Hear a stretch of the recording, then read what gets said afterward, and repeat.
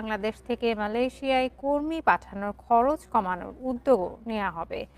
প্রবাসী কল্যাণ মন্ত্রণালয়ের সংবাদ বিজ্ঞপ্তিতে জানানো হয়, আনোয়ার ইব্রাহিমের কার্যালয়ে বৈঠকে প্রবাসী কল্যাণ মন্ত্রীর সঙ্গে ছিলেন প্রধানমন্ত্রী তারেক রহমানের উপদেষ্টা মাহদি আমিন।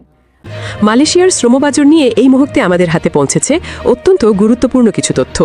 দীর্ঘদিন বন্ধ থাকার পর মালয়েশিয়া এবং বাংলাদেশ সরকারের মধ্যকার কূটনৈতিক প্রচেষ্টায় আসছে বড় ধরনের পরিবর্তন। আমাদের বিশেষ অনুসন্ধানে উঠে এসেছে, মালয়েশিয়ার নির্দিষ্ট কিছু সেক্টরেই কর্মী নিয়োগের জন্য একটি চূড়ান্ত রোডম্যাপ ইতিমধ্যে প্রস্তুত করা হয়েছে। 1 লক্ষ নতুন কর্মীর নিয়োগ প্রক্রিয়া এবং ভিসার বর্তমান পরিস্থিতি নিয়ে আমাদের আজকের এই বিশেষ প্রতিবেদন। দীর্ঘদিন বন্ধ থাকার পর মালয়েশিয়া এবং বাংলাদেশ সরকারের মধ্যকার কূটনৈতিক প্রচেষ্টায় আসছে বড় ধরনের পরিবর্তন।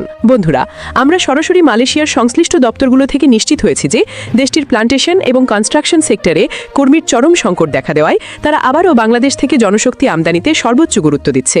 আমাদের হাতে থাকা তথ্য অনুযায়ী মালয়েশিয়া প্রশাসন একটি স্বচ্ছ এবং ডিজিটাল নিয়োগ পদ্ধতি চালুর বিষয়ে একমত হয়েছে। শোনা যাচ্ছে খুব শীঘ্রই 1 লক্ষেরও বেশি নতুন কর্মীর চাহিদাপত্র বা ডিমান্ড লেটার ইস্যু করার প্রক্রিয়া শুরু হতে যাচ্ছে। বায়োমেট্রিক সম্পন্ন করেছেন বা ভিসার অপেক্ষায় আছেন তাদের জন্য এই খবরটি হতে যাচ্ছে এক বিশাল স্বস্তির। এদিকে দেখা যাচ্ছে, মালয়েশিয়া সরকার এবার নিয়োগ প্রক্রিয়ায় কোনো ধরনের মধ্যস্থভোগীর হস্তক্ষেপ ছাড়াই সরাসরি ডেটাবেস থেকে কর্মী নির্বাচনের পরিকল্পনা হাতে নিয়েছে। এবার আসা যাক আমাদের সংগৃহীত সেই বিশেষ কারিগরি তথ্যের দিকে। মালয়েশিয়া সরকার এবার একটি বিশেষ অনলাইন পোর্টাল চালুর সিদ্ধান্ত নিয়েছে, যা সরাসরি বাংলাদেশ সরকারের জনশক্তি দপ্তরের সাথে যুক্ত থাকবে।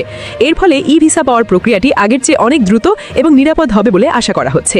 এদিকে আরেক কথা, নতুন নিয়ম অনুযায়ী মালয়েশিয়ায় আসা কর্মীদের বেতন এবং আবাসন সুবিধা নিশ্চিত করার জন্য কোম্পানিগুলোর ওপর কঠোর নির্দেশনা জারি করা হয়েছে।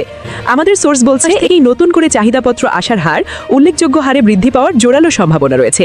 অর্থাৎ যারা মালয়েশিয়া যাওয়ার জন্য মানসিকভাবে প্রস্তুতি নিচ্ছেন, তাদের জন্য এখন সঠিক তথ্য যাচাই করে পদক্ষেপ নেওয়ার উপযুক্ত সময়।